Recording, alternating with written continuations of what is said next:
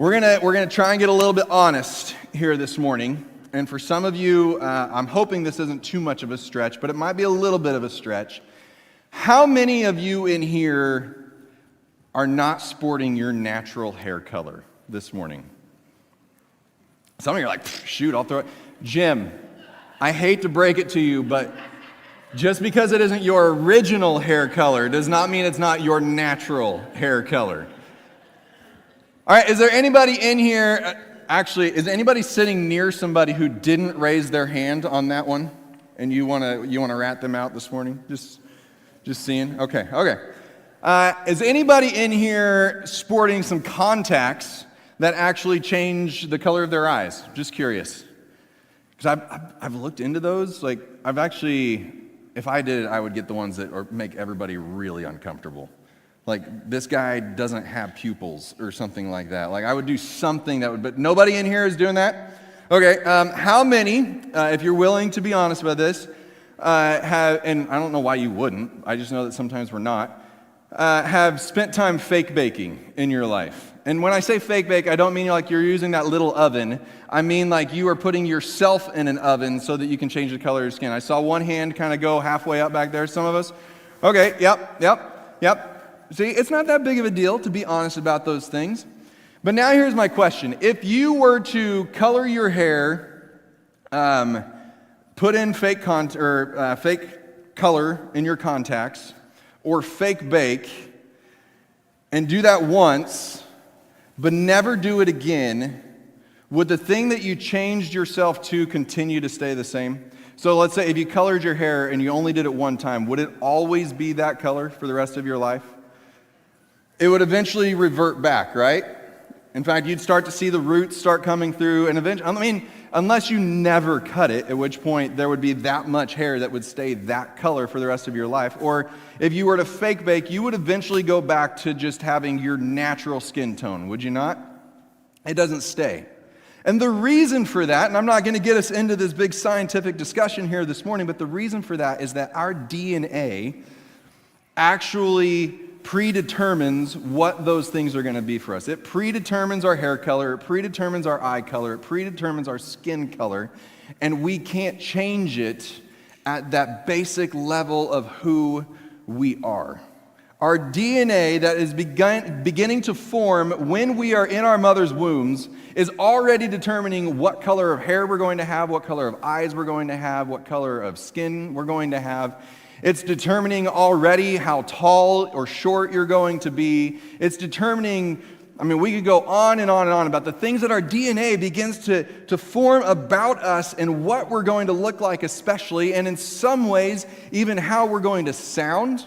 You know, my DNA had something to do with the tone of my voice, the depth or the highness of my voice. It helps to determine all of those things, and it begins to develop way back before we're even born, and it's something that we don't change no matter how much we try to change it on the surface. And for the last 5 weeks, what we've been doing is digging into what is the DNA. So we know we have our personal DNA, but what is the DNA of this body of people that we call the church? See, the church has changed a lot in its appearance over the years.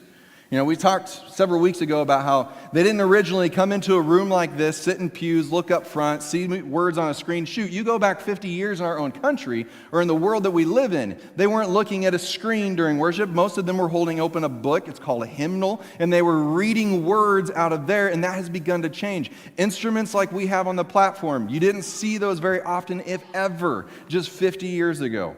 In fact, there have been churches that have split over whether or not a guitar or a drum should be used during worship.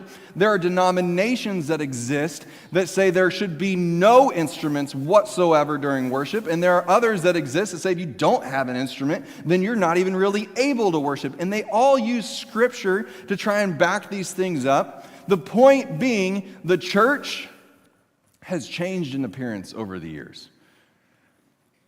But at its DNA level, at its creation level, God put in a purpose for it. And He gave it value. He gave us value at the very beginning. And no matter how much we try to push against it, that is who we are meant to be. We can try and cover it up. We can get mistaken about it. We can even push against it. But it is still, if we are going to fully live into the identity and the purpose and the value and have the impact that the church was meant to have when God created it, when Jesus put it forth, then we have to understand what that was supposed to be and decide whether or not we want to live in that identity. And so we've been spending time in Acts. Acts is the story that we have in Scripture of where the church first began. There were followers of God before Acts, don't get me wrong, but the church that Jesus formed begins as we look through the book of Acts. Or you could even say that the church begins with those disciples and those apostles who were walking with Jesus before he died and he rose again. And Acts is kind of that beginning story. We're not looking to look at Acts and say we want to do everything the exact same way that they did it in Acts. Because the truth is, they fought with each other. They had arguments with each other. They got things wrong. They were honest about it when it happened. That's why we're able to read about it today. But they weren't perfect. So instead, what we're able to do is we're able to look at their story and say, what is the identity intended to be with this thing called the church? And so we're going to pick it up again today in Acts chapter 2. If you want to open up your Bibles and follow along with me, I read most of the time out of the New Living Translation, which I understand is different than the version that is in the pews in front of you. It's not super different. You should still be able to follow along with where we're at in it. But if you are pulling out your phone and you want to pull up the version I'm reading from, it's the New Living Translation. We're going to look at Acts chapter 2, and this morning we're going to start in verse 42. All the believers devoted themselves to the apostles' teaching and to fellowship and to sharing in meals, including the Lord's Supper and to prayer. A deep sense of awe came over them all, and the apostles performed many miraculous signs and wonders. And all the believers met together in one place and shared everything they had. Now understand, the church was smaller at the time. When it says one place, it doesn't necessarily mean it was always the one, like they only went to the temple and that was the only gathering they ever had. So we need to understand those two things. But they met together in one place and shared everything they had. They sold their property and possessions and shared the money with those in need. They worshiped together at the temple each day, met in homes for the Lord's Supper, and shared their meals with great joy and generosity, all the while praising God and enjoying the goodwill of all the people. And each day the Lord added to their fellowship those who were being saved. Would you pray with me this morning? God, as we read about the church that you formed here in the early days in Acts, Lord, there's some things that if we look at the church today, we would say, yes, that's right in line with the identity that you set forth for us. And if we're honest, there are some things that we would look at in the church today that we would say, that doesn't look anything like what you designed the church to be. Whether it's that we have tried to change it and intentionally done it, or it just happened because we weren't being aware, it doesn't matter, God. We want to rediscover what it is that you designed us to be this morning. So please open our eyes, open our ears, that we may see and we may hear who you intend for us to be. Amen. Immediately here in Acts chapter 2, we run into this word devoted. And I don't know about you, but when I think of devoted, one of the things that I think of immediately is a dog. I don't like dogs. Actually, I like the idea of dogs. I like dogs as long as they don't live in my home, or as long as when I go to somebody else's home, they're not trying to sniff any part of me. But I think of a dog because I think of how loyal dogs are, how devoted dogs are. I can't tell you, we have 3 of them. You've probably met them if you've walked out into the parking lot when when they were outside. Even though they're not supposed to be in that parking lot with you, they still tend to find their way there. But those dogs will go outside, and then if they haven't run off, they will come and they will sit at the door, just constantly waiting for us to come back in. When the rest of my family walks in the door, those dogs are so excited, and they are right up to them. When I walk in the door, they run the other way, but that's beside the point. But when they all walk in the door, they are so excited. This actually looks a lot like one of our dogs. It's not our dog, but she would sit there and just stare and stare. She is devoted to our family. And we see, when we get into Acts 2, all the believers devoted themselves. Now, am I saying we should be dogs? Kind of. Kind of. Dog is, what is one of the best known names of what we call dogs? Man's best friend. I know that was a terrible lead into that, and you had to sit there and you had to think about what I was even talking about. Man's best friend or woman's best friend, they are our best friends. And as we are called to walk with Jesus, we are called into a relationship that is that close with Him, that we would be devoted to Him no matter what it is that He's doing or asking us to do. And so we come across this church in Acts where it says that all of the believers devoted themselves. The Greek word for this devoted is proskaterio, right up there, so that you can see how it's spelled if you want to write that down. And it literally means that they were earnest towards. They would persevere. They would be constantly diligent. They would attend assiduously all the exercises that they would adhere closely to. In other words, they took it seriously. They took their commitment, they took their devotion to Jesus, their devotion to one another, the devotion to the church, the devotion to the mission. They took it seriously, that attend assiduously all the exercises. They looked at those spiritual disciplines, and they looked at them as disciplines, not as just optional things, not as chores that they had to do, but as things that they were excited about, things that they gave themselves to. But the question is, what were the things that they were devoted to, or who were they devoted to? And we read right there in the beginning of Acts chapter 2, verse 42, all of the believers devoted themselves to 4 things. And the author of Acts, Luke, he writes it out beautifully for us. They devoted themselves to the apostles' teaching, to fellowship, to sharing in meals, and to prayer. They devoted themselves to teaching. We send kids off every day to school, do we not? I mean, I know there's different ways of doing it. It could be homeschool, it could be sending them to the schools. But for the most part, kids under the age of 18 are put into school throughout the school year, daily or close to daily.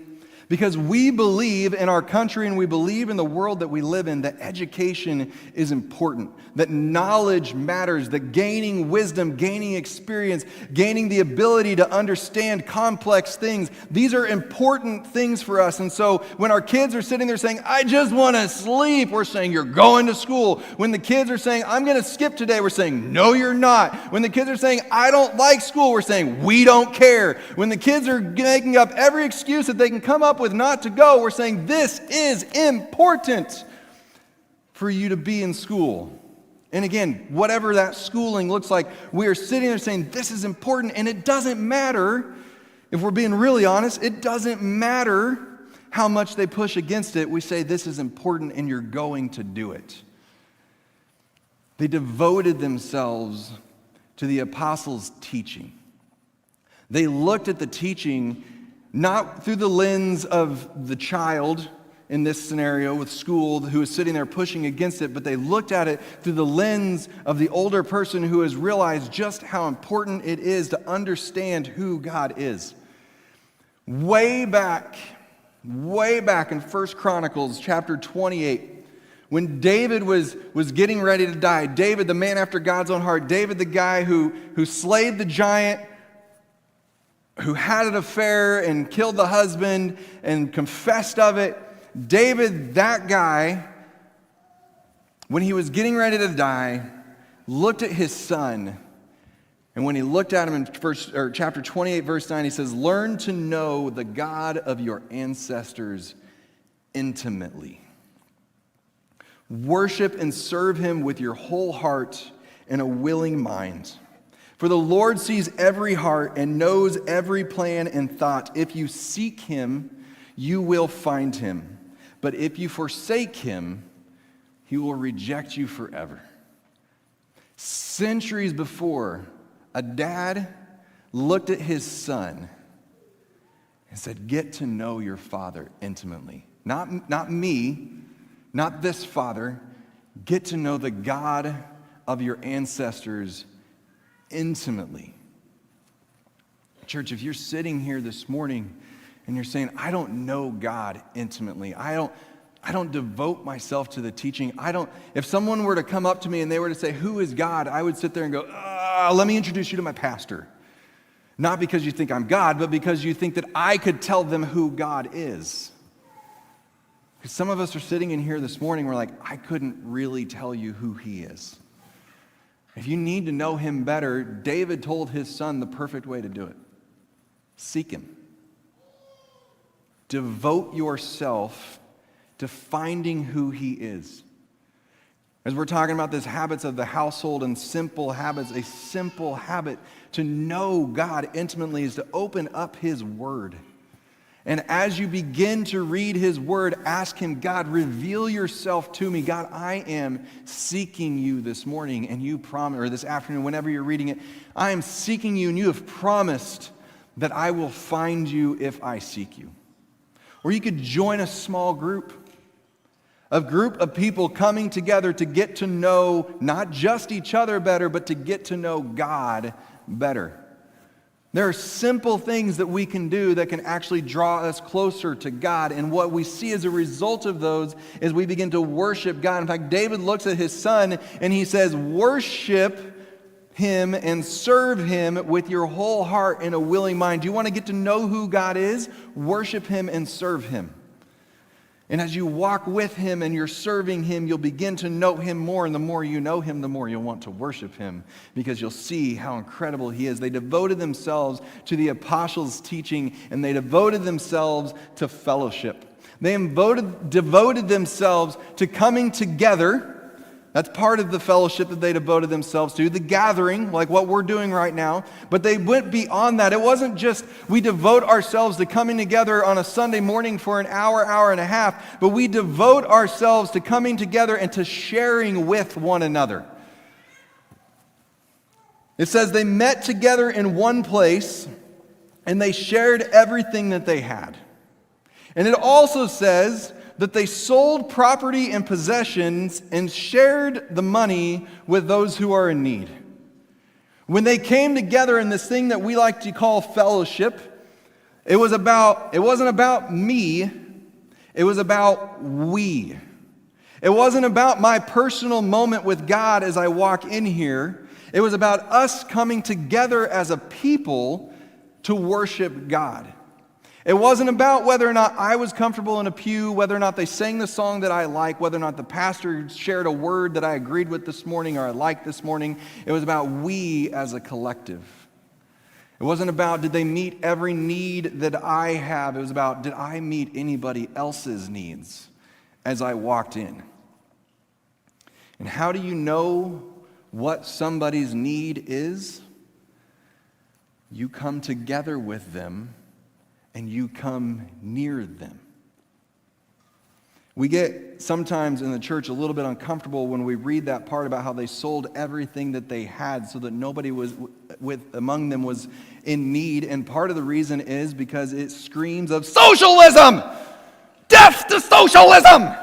We can't do this! Does it not? Does it not? Did anybody read that? You're probably not going to raise your hand. I'm not even going to ask the question. Well, we can begin to read and be like, this sounds like what Bernie's preaching, people. But this isn't a government law that was handed down to them.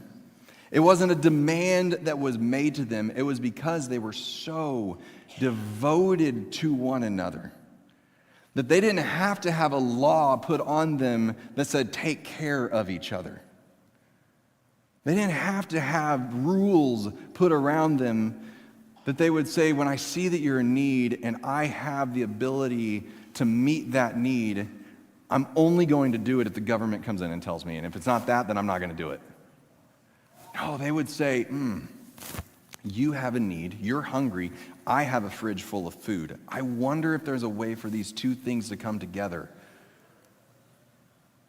The pastor didn't have to tell them to do it.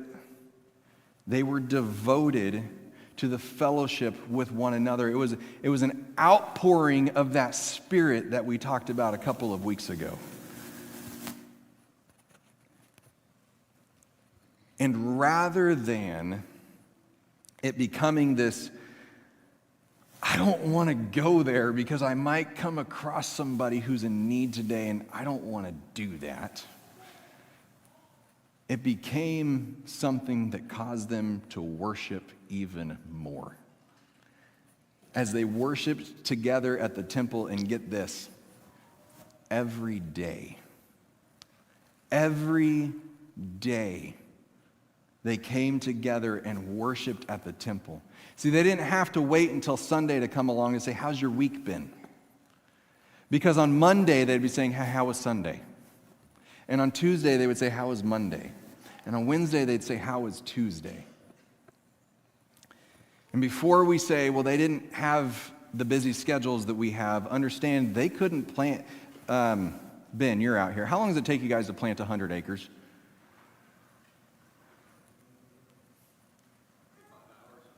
About 5 hours? Can you imagine how long it would have taken them to plant 5 acres? I mean, we say they had more time than we do because they didn't have all this stuff. No, it took them longer to do everything that they did. In fact, now, my commute wouldn't have changed if I lived. It would still have taken me just as long to get to the building as it would today because I literally walk it. But for those of you who have driven here, it took you a lot less time to get here than it took them. And yet they were devoted to coming together, and out of that, worship resulted. And it was, church, it was early on that the enemy saw that this is going to be a problem. If these church people actually want to be around each other, if these church people that God put together are actually going to be devoted to each other, this is going to be a problem. And we see that it was already a problem when the writer of Hebrews wrote to his listeners, said, do not, in Hebrews 10:25, do not neglect meeting together as some people do, but encourage one another, especially now that the day of his return is coming near. Do not neglect meeting together. The inverse of that statement, you could say, would be devoted to meeting together. You know, when a coworker, I started thinking about this over the course of the past week or two. When a coworker misses work, how many of you usually figure out why the coworker missed work? Whether they just tell you or you ask, hey, where were you yesterday? Or where are you today? Or nobody? Nobody finds out why their coworkers are gone from work? Wow, we are a careless group of people. Wow, I know every time that one of my coworkers misses work.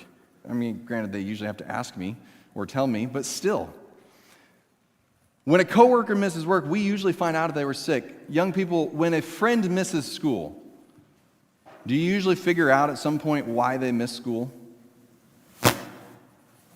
Yeah, we do. We find out they were sick, they were on vacation, they were just playing hooky that day. They might not admit to their parents that they were faking sick, but they'll admit to us that they were faking sick because they're our friends. And we have no problems with finding out why it is that they weren't there that day. When a teammate misses practice, man, almost everybody on that team, as a soccer coach, I can attest to this. When a girl is gone from practice, almost everyone on that team can tell me why that girl is gone from practice. And if she's not gone for a legit reason, I'm hearing from at least 3 to 4 of them what she's actually doing that day instead of the story that she has told them to tell me about what she's doing, because there's always rats. We figure it out.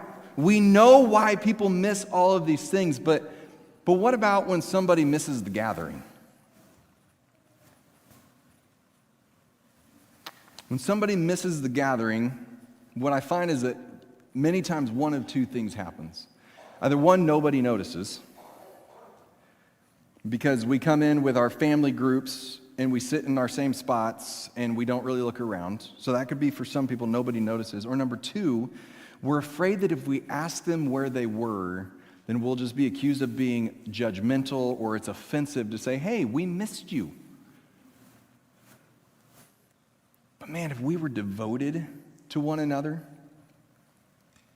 or even just to say something as simple as if somebody misses on Sunday, say, hey, I wish you were here.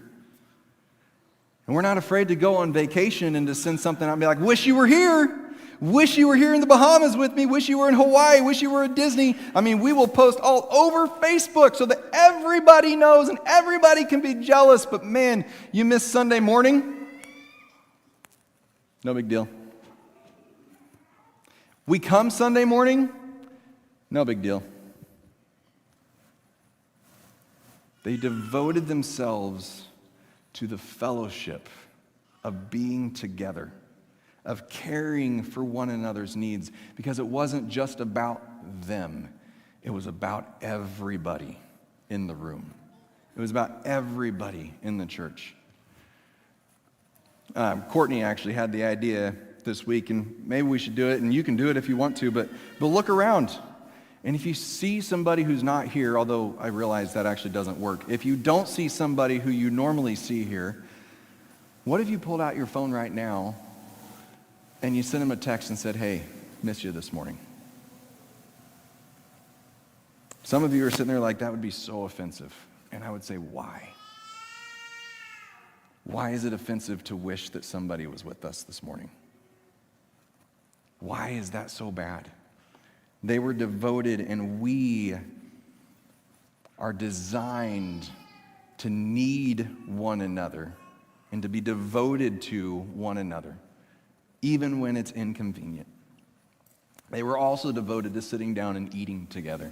So it wasn't just coming into a location together and meeting each other's needs and worshiping through song or listening to the teaching, but they would sit down and they would eat together. They met in homes, including for the Lord's Supper, and they shared meals with great joy and generosity.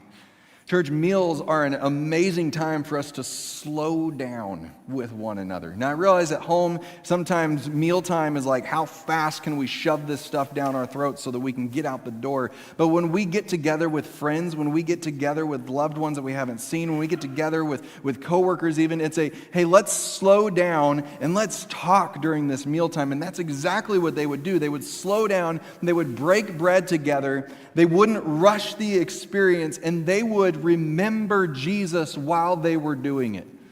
As they would come together and they would actually share the Lord's Supper at those meals, they would begin often those meals that they had together by breaking the bread and drinking some wine and remembering the body broken for them and the blood poured out for them, even as they sat down for a regular meal, to start their time together, even at a simple thing like eating, with Jesus. Instead of sitting down and immediately saying, can you believe how the Supreme Court voted on this last whatever issue it is that we want to talk about today? Can you believe what that athlete did? Can you believe what the school system decided to do? They would sit down and they would begin their meal by breaking bread and drinking the wine and remembering Jesus. And that's not to say they didn't talk about those other things, but they would begin with Jesus, even at their meal. But what that meant was they had to take the time to actually eat together. And so I would encourage you today, look around the room and see, is there somebody in this room that you don't know? And if there is, and I'm not saying you have to do this today, but what if you made it a goal to invite them to a meal at some point? You would get to know them better. I understand it might be uncomfortable because we're out of practice on things like that. That's not something usual. We wait for the staff to organize a carry-in before we're going to sit down and sit with the same people that we sit around in the pews. I know that sounds snarky. It's not intended to be. It's just the way it is. It's how it usually ends up being. But what if we were all intentional? What would that do to the church if we were intentional about sitting down and eating with one another? If we were devoted to sharing meals together? And finally, the fourth thing it mentions that they were devoted to is they were devoted to prayer. And when they say, or when it reads that they were devoted to prayer, what it doesn't mean is they were devoted to coming to God and, using the whole cosmic vending machine thing that we hear about, where my prayer is, hey, God, and I don't mean to mock anybody's prayer if this is your prayer, but it was more than, hey, God, thank you for the day. Now here's my list of things I want you to do. These were dangerous prayers that they prayed. I'm not saying they didn't thank God for the meal, and I'm not saying they didn't come to God with things that were heavy on their heart. In fact, He encouraged us to come to Him with everything, with the good and the bad, the big and the small. But when Jesus taught us to pray, He walked us through a method we call it the Lord's Prayer. Our Father who art in heaven, hallowed be your name. Your kingdom come, your will be done on earth as it is in heaven. Give us this day our daily bread. We know it, we recite it. But what was He intending when He set that up for us? He was intending that we would pray bigger prayers than just, God, thank you for the day. Help me get over the sniffles. I pray that Pete the cat gets out of the jam that Pete the cat's in. That's a book, in case you were wondering. I'm not actually making fun of anybody who has a cat by the name of Pete. But they would pray for those, and they'd also pray big prayers like Paul wrote to the church in Colossians in chapter 4, verses 2 through 4, when he says, devote yourselves to prayer with an alert mind and a thankful heart. Pray for us, too, that God will give us, listen to this, and this is what Paul is asking them to pray for. Pray that God will give us many opportunities to speak about His mysterious plan concerning Christ. That's why I'm here in chains. Pray that I will proclaim this message as clearly as I should. Church, understand, Paul is writing to this as part of the early church that we see in Acts. Paul is writing to one of these early local churches saying, I am in chains right now, literally in chains, arrested, in prison, because I was talking about Jesus too much. Pray that He would give me more opportunities to talk about Jesus. What would our prayer be in that moment? I can tell you what my prayer would be. God, get me out of these chains. God, get me back home to my family. God, let me see my loved ones again. God, give me another opportunity to speak on Sunday morning at Monroe City Church of God. God, get me out of the situation that I'm in. And instead, Paul is saying, hey, pray that I would have more opportunities that could very well end up in the same situation that I'm in. Because I want everybody to hear about Jesus. I want everybody to hear about the good news. I want everybody to hear about how He can change their lives, about how He can forgive them, about how He can restore them, about how He can reconcile them back to Him. I pray a dangerous prayer for me, and dangerous meaning it might put me in a dangerous spot. Pray for big things. When we look through the life of Jesus in the gospel accounts, Matthew, Mark, Luke, and John, we see that so often key moments in His life were either right before or right after He spent time praying. And as we look through Acts, we see that so many of the big moments happened right before or right after they had been together, devoting themselves to prayer. Instead of just waiting for the big things to happen, waiting for God to perform miracles, whether it be healing or whether it be miracles as in spiritual healing, they wouldn't just sit there and wait. They would pray, God, give us opportunities for these things to happen. Open up our eyes so that we won't miss them. Give us the courage to follow through with them when the world is saying, stop it. Give us the boldness not to stop. Give us the boldness to continue to open our mouths. Church, this morning, if you know somebody who is far from God, how often have you sat there and said, God, I pray that this person would be drawn to you and use me to do it. Not, God, I pray that this person will eventually show up to church, but God, use me to pull this person towards you. God, I want to be a spreader of your gospel. Give me the opportunities like you gave to Peter and to Paul, and whatever the consequences may be, God, give me the opportunity and the courage to follow through when the opportunity comes. God, I pray for your miracles, and not just the ones that have us go, wow, look at what somebody did, but the ones that we go, wow, look what God did. We sing songs in here about the impossible things that God does, but how often do we actually pray for the impossible things that God does? I think we should spend more time praying for physical healing than we do, but we should spend more time praying for spiritual healing than we do about physical healing. Are we devoted like they were to prayer? What happened with all of those devotions is that awe spread across the world. That the people that came together encouraged one another. That was that piece of Hebrews where it's don't neglect meeting together, because the intent of meeting together is to encourage one another. When the courage is running low, when the self-control is running low, you're there to encourage one another on, to push one another on, so that we don't give up when things get hard. We've talked several times recently about how, we can miss a Sunday morning and still follow Jesus, but what about the person that needed your encouragement that morning? That's not a lay the guilt on if you miss. That's the DNA of the church that Jesus created is to encourage one another, not just have it be about me and what I need this morning. I promise you, without a doubt, I can 100% guarantee it, there is somebody in here this morning who needs to be encouraged by the body of Christ. And God may have intended for you to be that person to do it. But if you decided I was too tired, or you decided that a sport was more important, or you decided that it's just been a long week,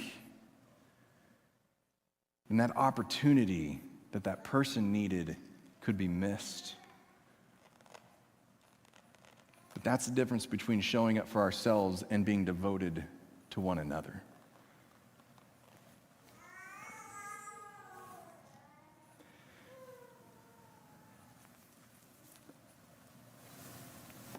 As a youth pastor, and now as a lead pastor, I don't know how often, it kind of thrown out there that if we, and I'm going to put it in air quotes, if we make our kids go to church, they're going to be turned away from all of this.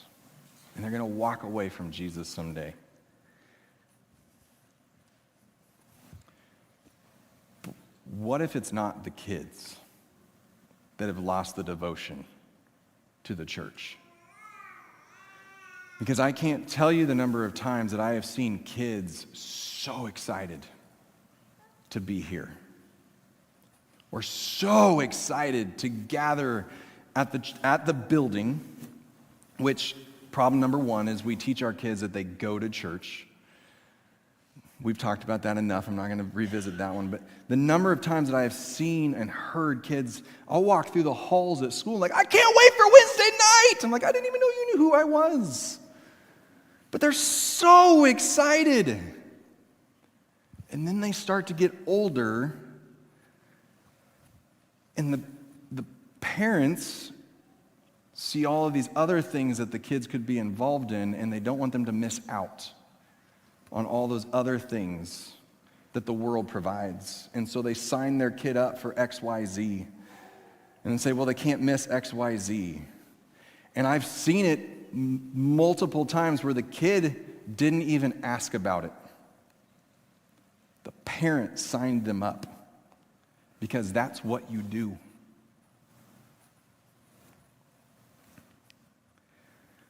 Or the number of times that I've heard actually parents come to me and say, yeah, my kid has been trying to get us to come here for months and to gather for months. My kid wanted to be here on Wednesday night, but what it came down to is the parent had to finally find the time for the gathering of the church. The parent needed to reorganize schedules so that the gathering would fit onto the calendar. The kid was begging for it, and the parent couldn't find the time. The longer I walk in these shoes, the longer I walk in the church, the more I'm convinced, church, that it's not the kids who have lost the value of being devoted to the church. It's the adults. It's the grown-ups that have lost the value of it because it's become about coming together and looking at a screen and singing 4 songs that might be in who knows what order, and then having them come up and tune out while they do announcements, and then have the guy come up and tell us some things out of the Bible, and then eventually get out of here. And I'll be honest with you, if that's what the church is, I don't find it valuable either. And so why would we be committed to that? But if the church is something bigger than that, what if our version of church is not something worth being devoted to, but if Jesus' version of church absolutely is?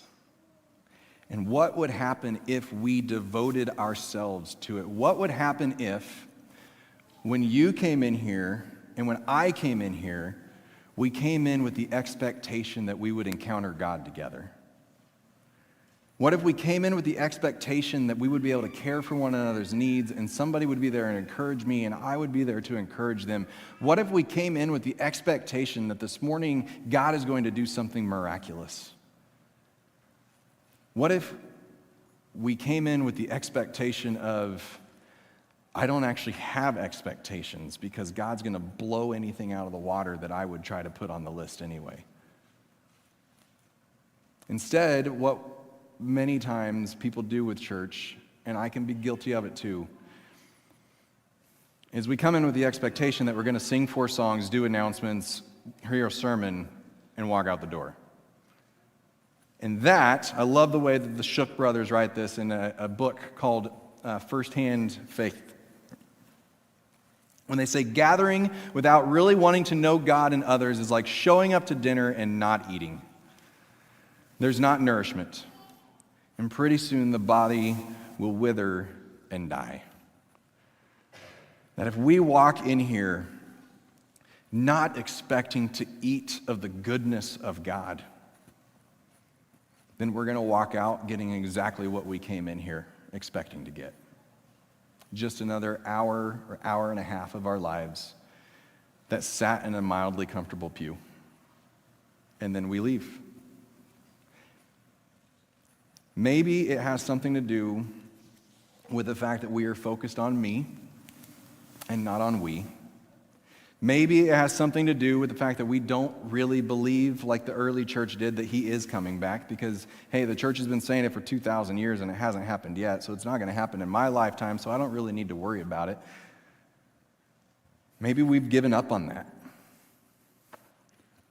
Or maybe we've turned church into a weekend check mark so that I can call myself a Christian because I spent my time at church at least 2 out of 4 weeks a month. So there we go. Or maybe we're afraid of falling into legalism, and we don't want to teach people that the gathering is important and that fellowship is important and sharing meals is important and prayer is important and reading your scriptures is important and getting to know God and seeking him is important because we just think that sounds like such a legalistic religion.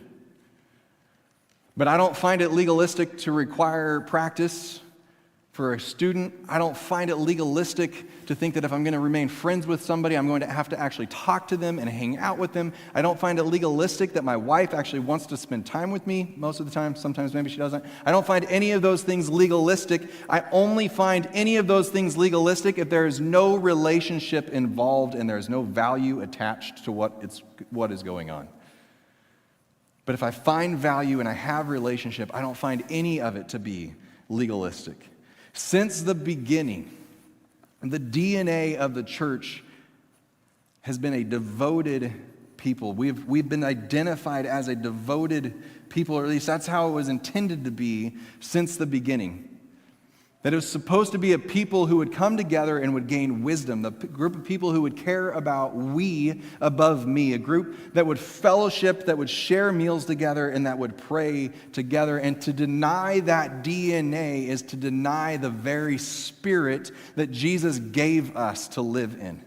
And to deny that spirit is to deny the power. And when you deny the power, what you get is a cult-like gathering where we look at screens and we sing words, but we don't worship. We occasionally eat together, we pay our membership dues, and we count the seconds until it's done so that we can come back later and we can do it again. To be anything less than devoted to the church, to one another, and to God is to demote the church to nothing more than just a social club. It's just another group of people that you can take or you can leave, depending on the community that you live in. How, will depend on how acceptable and encouraged that is. And what we'll get is a church that doesn't really expect God to move. But I wonder which came first. Was it the lack of miracles? That we sit here and we say, I don't witness miracles anymore, I don't see God moving anymore? Was it the lack of miracles and the lack of God moving, or was it the loss of devotion? Which came first? It's kind of like the chicken or the egg, except in this case, we know which one came first. Because we see it all through Scripture, is that the people walk away from Him. And so as we're sitting here and we're saying, I don't see miracles anymore, I would say look at countries or look at places where they're devoted to God. And they're devoted to the church. They're devoted to one another. They're devoted to prayer. And you hear stories of miracles all the time. The American church doesn't see a lot of that. But around the world? So what can we do to rediscover that devotion? It's not going to be just I'm going to wake up one day and say, I am devoted to the church today. Because I guarantee you by 9 o'clock, 20 things that you're used to have happening are going to get in the way of that. But there are simple things that we can do. One of them is we can devote ourselves, it's right there in Acts chapter 2, we can devote ourselves to pray. We can devote ourselves to pray for the big things and the little things. We can take our prayer life beyond, thank you for my food, God bless this double bacon cheeseburger that's full of grease. Turn it into carrots on the way down. We can change our prayers into more of the God. Today just give me the boldness to actually say that I love you around other people. Not even to necessarily start with today I want to lead somebody to Jesus, but give me the boldness to actually step into your name today. Give me the courage to do that. We can walk around with our heads up. When we walk into this building or we walk around into our community, into Walmart even, we can make it less about being focused on getting to our seat. We can make it less about being focused on getting to the grocery aisle. And instead we can walk with our heads up and look and see, is there somebody in need around me? Does somebody's face look downcast and they need a smile? They need encouragement. We can show up. This one, I say this is simple. I realize I might be going a little far with that. We can show up early instead of showing up after the first song is over so that we don't have to talk to anybody. Because this was never intended to be just you and God. This was always intended to be we and God. And this might be too bold. It's, as Gabriel Renda said it when he was here, curl your toes up because I might be about to stomp on them. We get our kids to school on time all the time. This starts later than school. We can do it, but we have to find the value in it before we're going to do it. Show up early. And maybe even invite somebody different to lunch every now and then. I'm not saying every week, but maybe every now and then go out to eat lunch or invite someone to your house that you don't normally eat lunch with and sit down and share a meal with them. And then in your own personal life, make it a goal to learn more about Jesus than you learn about politics. Make it a goal, this would be for my personal life, because if you've talked to me much, you know I go on that radio show every now and then that talks about politics and Jesus, and I usually just wait till we get to the Jesus part, because the politics part, I'm like, I didn't even know that was happening. But for me, I make it a goal, and I have to work at this, to learn more about Jesus than I do about sports. Because I could talk sports with you all day long, even about teams I don't care about. I really want to spoil the Olympic hockey game right now. I'm not going to do it. I can learn about that stuff all day long, but I make it a goal to learn more about Jesus than I do about sports. It's not saying I won't talk about sports. I'll talk about sports all day long. But I want to know more about Jesus, because it's amazing how often all of those things can come back to Jesus. And how every conversation, Jesus can be a part of it. What if we were devoted to teaching, fellowship, sharing of meals, and to prayer? Could it be that this thing called the church could be the powerful, encouraging, life-saving, caring, compassionate, miracle witnessing, Satan-beating, forgiveness-spreading, need-providing, meal-sharing, prayer-filled, reconciliation-instigating, world-changing, renewing group of Jesus people that we were created to be? Could that exist again, church? Could we actually, as a church, have people look like us and say, that looks like Jesus? I think we could. Devotion comes from a reconciled life and drives us towards a relationship with God. And a relationship with God drives us toward relationship with one another. And relationship with one another encourages us on to the ministry of reconciliation. And the ministry of reconciliation draws people towards Jesus. I'm going to give you 5 minutes again this morning. We're going to put some questions on the screen. And I know that for some, I understand 5 minutes of silence it's weird and it's not something we do in our world. But man, that's part of our issue sometimes. We don't give God the time to speak to us. And so we're just taking these 5 minutes each week to ask some questions. You don't have to ask yourself these questions. You might have others. But what would it look like if you were fully devoted to gaining wisdom? What would it look like if you were fully devoted to prayer? Or if you were fully devoted to gathering together? What would it look like if you were fully devoted to checking in on one another? What would it look like if you were fully devoted to reconciliation? And when I say ask those questions, what I mean is say, God, what would it look like if I was fully devoted to gaining your wisdom?